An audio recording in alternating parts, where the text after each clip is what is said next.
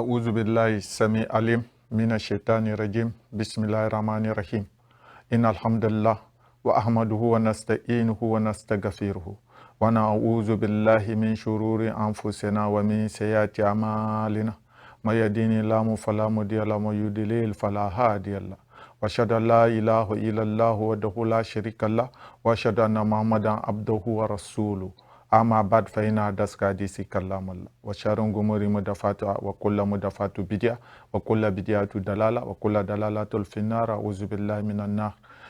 Chers téléspectateurs et téléspectatrices de Speedline TV, nous vous présentons les salutations de l'islam. Assalamu alaikum wa rahmatullahi wa barakatuh. Nous vous saluons pour les salutations de la Aide, pour que nous remercions Allah subhanahu wa ta'ala qui nous a accordé cette chance-là de vivre la fête du sacrifice, qu'Allah subhanahu wa ta'ala agrée, accepte toutes nos œuvres d'adoration et que nous l'implorons aussi de nous donner la guidée jusqu'à la fin de notre existence. Amen. Donc aujourd'hui, nous allons nous entretenir sur les mois sacrés, les 4 mois sacrés de l'islam. Les 4 mois sacrés de l'islam, parce que nous sommes toujours dans le mois sacré de l'islam. Il faut savoir que l'islam a 4 mois sacrés. Et les 4 mois sacrés de l'islam, c'est au niveau du 7e mois qui est Rajab, le 11e mois qui est Zulqada, le 12e mois qui est Zulhijja, dans lequel on se trouve présentement et dans lequel se trouvent les 10 meilleurs jours de l'année, qui est le 12e mois, c'est Zulhijja. Et maintenant, bientôt, nous allons entamer le premier mois de l'année lunaire, c'est-à-dire nous allons rentrer dans une nouvelle année qui est le mois de Muharram. Donc ces 4 mois-là sont des mois sacrés en islam. Quand l'islam sacralise quelque chose, ça veut dire qu'on le met, quand on met beaucoup de bénédictions dans ces mois-là. Dans ce mois, on nous demande de faire beaucoup d'œuvres d'adoration, d'essayer d'invoquer intensément Allah, de faire les zikrs, d'invoquer intensément Allah, de jeûner, de faire des aumônes, des sadaqat, la zakat, de faire tout ce qui est bien et avoir aussi un retour vers Allah subhanahu wa ta'ala dans une certaine soumission, dans une certaine obéissance, dans une certaine fidélité, dans une certaine quête de piété, dans une certaine générosité humaine envers son prochain, pour que nous puissions bénéficier des grands avantages qu'Allah subhanahu wa ta'ala a mis dans ces mois sacrés. Donc, nous avons dit tout à l'heure qu'il y a 4 mois sacrés en islam. Et les 4 mois sacrés, c'est le 7e mois qui est Rajab. Après le 7e mois, il y a le 11e mois qui est Zulqada et qu'on avait fini. Et puis, il y a le 12e mois dans lequel on se trouve qui est Zulhijja. C'est dans ce 12e mois aussi qu'il y a les 10 meilleurs jours de l'année. Et c'est dans ce 12e mois de l'année qu'on fait aussi le pèlerinage à la Mecque. Et aussi, nous allons entamer bientôt le premier mois de l'année lunaire qui est Muharram. Donc, ces 4 mois sacrés, Allah subhanahu wa ta'ala nous demande de nous mieux nous rapprocher de lui et d'éviter les choses blâmables. Parce que quand Allah subhanahu wa ta'ala met la sacralisation sur quelque chose, ça veut dire que si vous laissez les choses blâmables, Allah subhanahu wa ta'ala vous comble des bénédictions, il vous donne des barakats. Et si vous faites aussi des bonnes choses, Allah subhanahu wa ta'ala vous récompense encore plus davantage. Donc les 4 mois sacrés là, nous sommes toujours dedans. C'est un rappel pour que les uns et les autres, c'est-à-dire se motivent dans cette quête-là de mieux satisfaire leur Créateur, Seigneur Allah subhanahu wa ta'ala, qu'Allah subhanahu wa ta'ala nous comble de ces grands avantages-là. Quand on parle de mois sacré, il faut reconnaître que l'historique de ce mois, ça remonte même avant que notre prophète Muhammad sallallahu alayhi wa sallam ne retrouve la révélation. Et ça a encore rapport avec, c'est-à-dire l'ascendance, c'est-à-dire les ancêtres de notre prophète Muhammad sallallahu alayhi wa sallam, parce que c'est eux qui sont les dirigeants de la Mecque à l'époque, et qu'il y a, je crois, c'est Bani Hashim, l'arrière-grand-père du prophète Muhammad sallallahu alayhi wa sallam, qui était le souverain de la Mecque à l'époque. il y avait des choses, des gens qui attaquent les caravanes et autres. Donc, il y avait une insécurité totale dans la zone. Donc, il avait eu l'idée de se rapprocher effectivement des grandes puissances à l'époque qui était l'Empire perse et qui était l'Empire perse et puis l'Empire romain. Donc ces deux empires-là, c'était la puissance à l'époque. Donc le souverain là a eu l'idée de se rapprocher d'eux pour permettre à ce que qu'il y ait une période d'accalmie, une période où ils vont essayer d'assister, c'est-à-dire les Mécois, et à faire leur voyage qu'ils faisaient, les voyages caravaniers là, c'est-à-dire à sécuriser les routes des caravanes.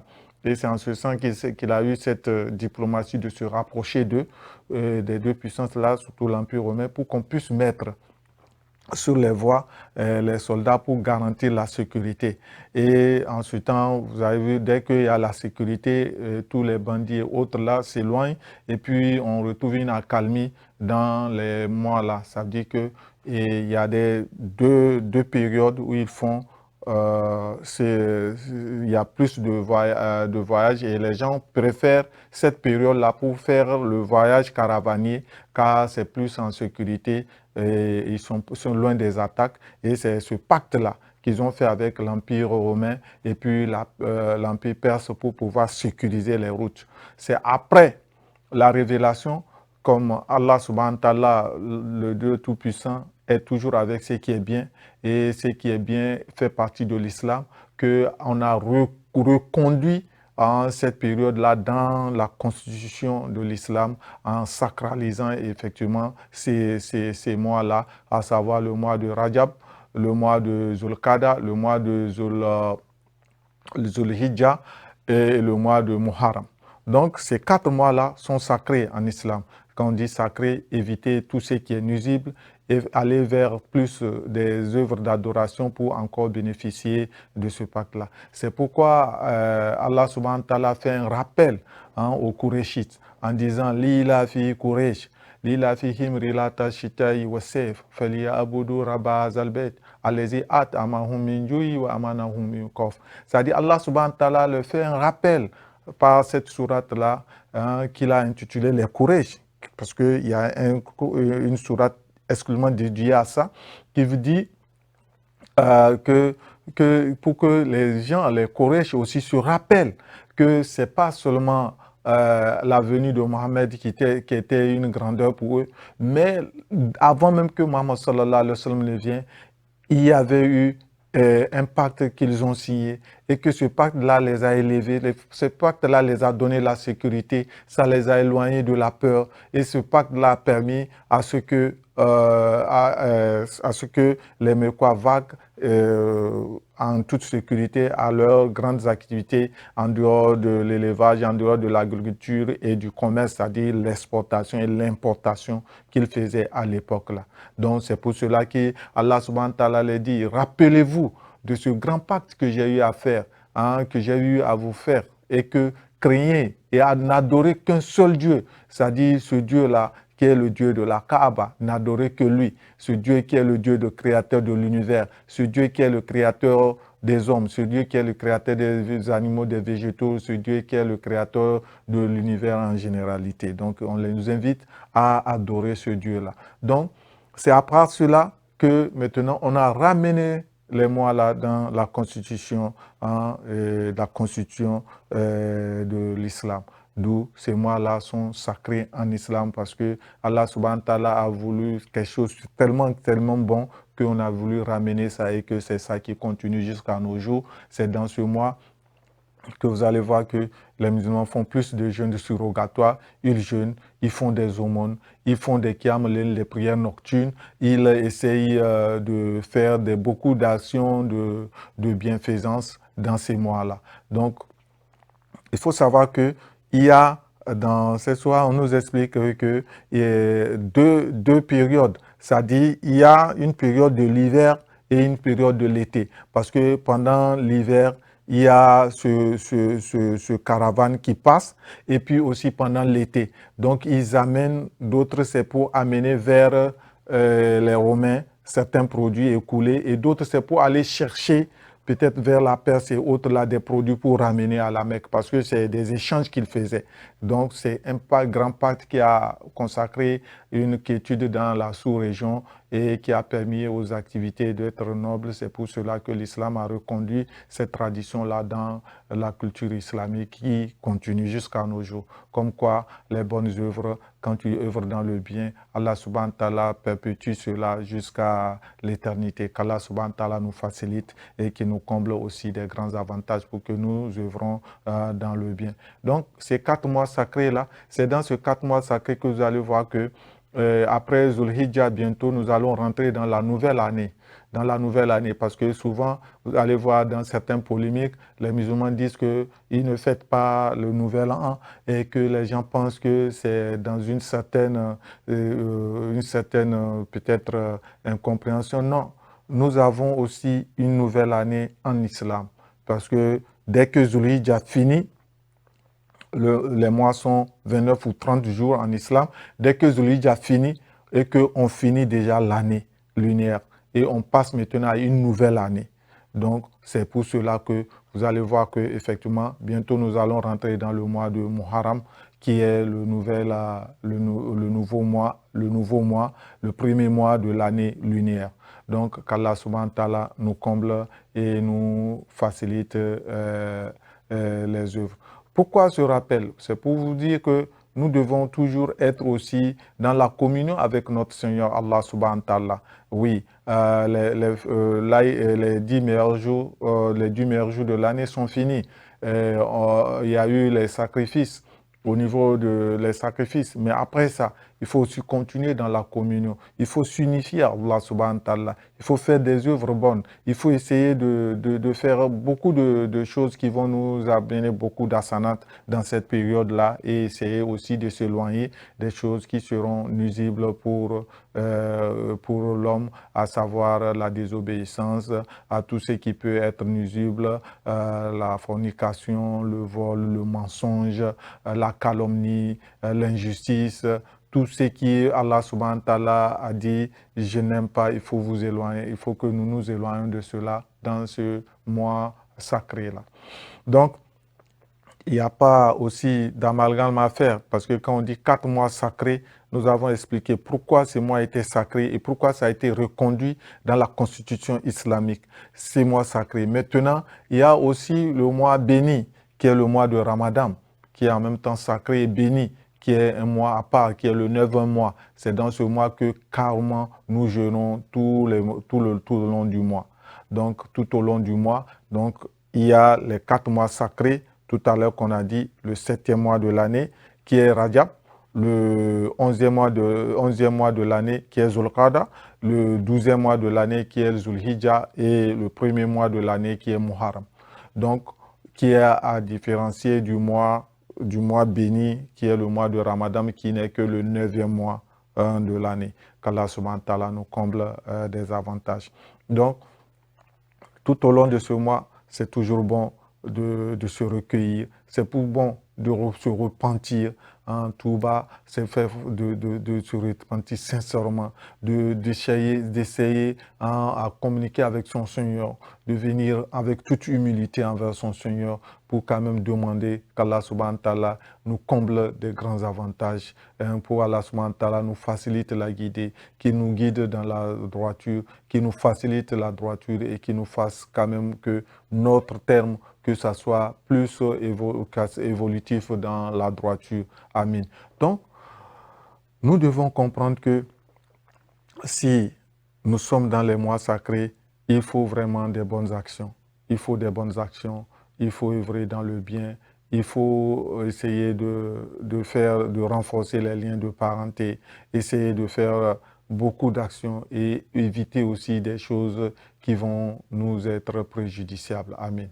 Donc, dans cela, beaucoup de choses que les musulmans doivent essayer, parce que souvent, beaucoup pensent que c'est seulement au mois de Ramadan. Non, c'est aussi des occasions qu'il faut beaucoup faire des Qiyam Layl, se lever la nuit, prier tout au long de la nuit jusqu'à Fajr, et puis essayer de faire les deux rakats pairs et puis l'impair, Shafi Witri. Pourquoi pas faire comme nous faisons la prière au niveau de Ramadan, la nuit. Et aussi lire le Coran, intensément le Coran, méditer.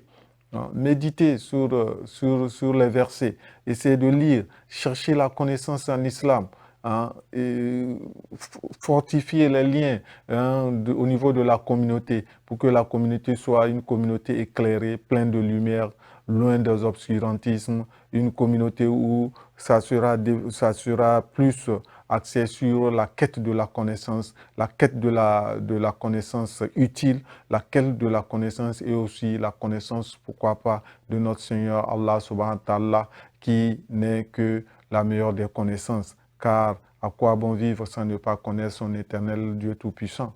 Donc cette connaissance est indispensable, d'où la culture du tawhid, la connaissance dans l'unicité d'Allah, comme Allah est Seigneur, est l'unique Seigneur, comme Allah détient la puissance, wala hawla la quwwata illa billah, comme Allah a des attributs que nous les hommes ne pouvons pas avoir, même si parfois on peut vouloir dire que certains attributs, comme si on dit Sami Alim, Allah est l'entendant, et pensant que c'est les mêmes attributs, non, Allah entend tout. Mais nous, les hommes, nous ne pouvons pas tout entendre. Vous allez voir que parfois, il y a un homme, quand deux personnes parlent ou trois personnes, il ne peut pas écouter. Mais Allah subhanahu wa ta'ala a la capacité d'écouter toutes ces créatures. Quand on prend les hommes dans leur globalité, Allah subhanahu wa ta'ala peut écouter tout ce qu'ils sont en train de dire. Et en même temps, sans oublier aussi les animaux, les oiseaux, Allah subhanahu wa ta'ala écoute tout. Donc, il faut voir que les attributs d'Allah dépassent en réalité les attributs de ces créatures.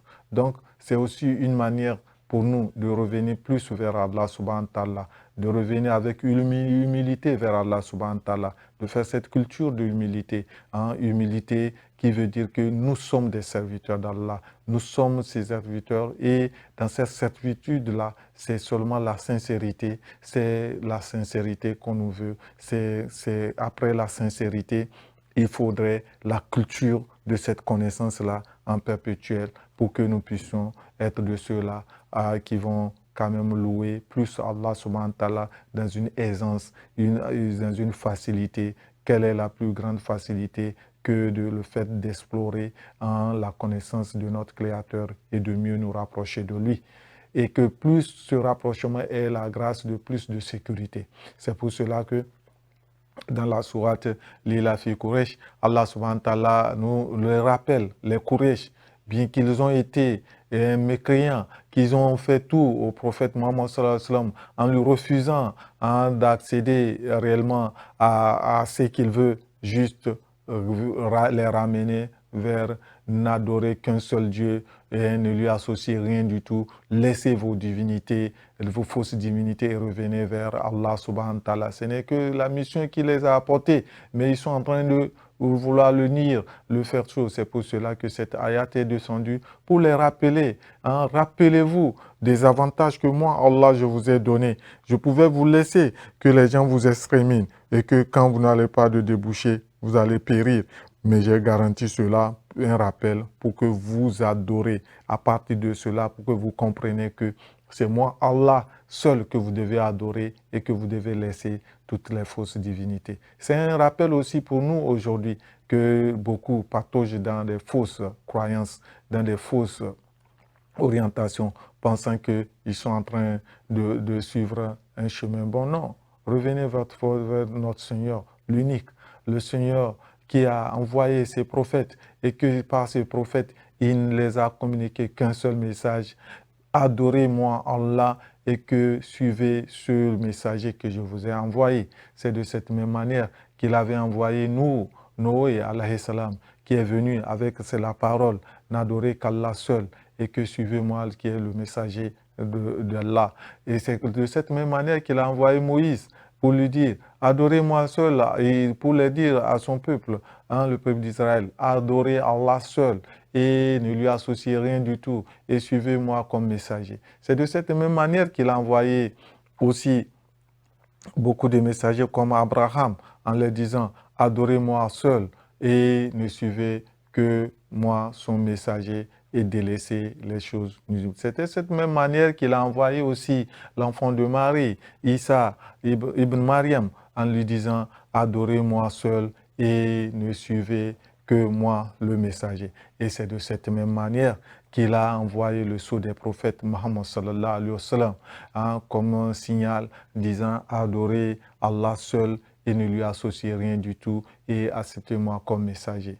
Donc c'est toujours une manière de nous dire que dans ce mois sacré, c'est aussi une période de convivialité qu'on doit aller avec aisance vers notre Seigneur en lui vouant des cultes sincères. Pourquoi pas pour avoir encore plus beaux bonus et profiter des grands avantages que cela peut nous donner dans notre vie pour que le jour où il y aura la balance, le jour où les œuvres seront mises devant nous, que nous puissions dire Alhamdulillah, j'ai œuvré à telle période, Ya Allah, je n'attends que ta miséricorde, car seule ta miséricorde peut m'accorder le paradis, seule ta miséricorde peut m'apporter la maison éternelle d'où nous sommes venus et que très certainement tu nous convies à toi, Allah seul, à y retourner. Qu'Allah subhanahu wa ta'ala nous facilite cela, qu'Allah subhanahu wa ta'ala nous comble de cela et qu'Allah subhanahu wa ta'ala nous donne toutes ces facilités-là pour pouvoir y œuvrer dans la droiture. Donc j'invite les uns et les autres à plus de clairvoyance, surtout la communauté musulmane, nous les imams de partout, pour être clairvoyants, pour accepter la vérité de n'importe où ça vient, parce que Allah subhanahu, notre prophète Muhammad sallallahu alayhi wa sallam, dit accepter la vérité même si c'est au niveau d'un kafr. Donc il faut que nous soyons unis, que nous ne soyons pas dispersés, que nous ne soyons pas manipulés, que tout ce que nous allons entreprendre soit quand même sous l'honneur de l'islam, sous l'honneur de notre prophète Muhammad sallallahu alayhi wa sallam, pour que les mondaines, les vils profits d'ici-bas ne nous traînent pas par terre. Allahumma salli ala Muhammad wa ala ali Muhammad kama sallaita ala Ibrahim wa ala ali Ibrahim wa barik ala Muhammad wa ala ali Muhammad kama barakta ala Ibrahim wa ala ali Ibrahim fil alami innaka hamidun majid. Allahumma ghfir lil muslimin wal muslimat wa mu'minin wa mu'minat al ahya minhum wa al amwat. Qu'Allah subhanahu wa ta'ala nous pardonne et qui nous guide. Nous souhaitons qu'il y ait plus de convivialité, qu'il y ait plus de transparence et aussi plus d'échanges pour qu'il n'y ait pas un détournement de cette gloire que l'islam constitue, de cette gloire que l'islam est en train de vivre et qu'il y ait des oppositions avec d'autres confessions religieuses dans l'inutile. Qu'Allah subhanahu wa ta'ala nous éloigne de cela, car l'islam vit sur la vérité et l'islam aime la vérité. L'islam fait la promotion de la vérité sous tous ses angles et partout où la vérité vient, l'islam supporte cela. Donc Allah subhanahu wa ta'ala nous facilite. C'est bon d'être musulman, mais c'est bon aussi d'aimer la vérité. Et quel que soit, comme un hadith de notre prophète Muhammad sallallahu alayhi wa sallam, si la vérité vient même de la bouche d'un kafr, il faut suivre cela parce que l'islam est la vérité, l'islam est le bien.